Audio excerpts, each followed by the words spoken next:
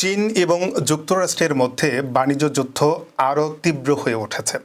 ৪ ফেব্রুয়ারি থেকে যুক্তরাষ্ট্র চীনা পণ্যের ওপর 10% নতুন শুল্ক আরোপ করার পর চীনও পাল্টা শুল্ক কার্যকর করেছে।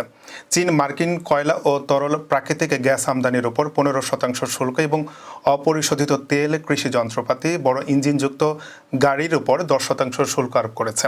এছাড়া মার্কিন প্রেসিডেন্ট ট্রাম্প 25% শুল্কের ঘোষণা দিয়েছেন আমদানি হয় ইস্পাত ও অ্যালুমিনিয়ামের উপর এবং অন্যান্য দেশগুলোর উপরও পাল্টা শুল্ক আরোপের পরিকল্পনা জানিয়েছেন। চীন মার্কিন প্রযুক্তি প্রতিষ্ঠান গুগলের বিরুদ্ধে অ্যান্টি মনোপলি তদন্ত শুরু করেছে এবং পিভিএইচ কোম্পানিকে অবিশ্বস্ত প্রতিষ্ঠান হিসেবে তালিকাভুক্ত করেছে।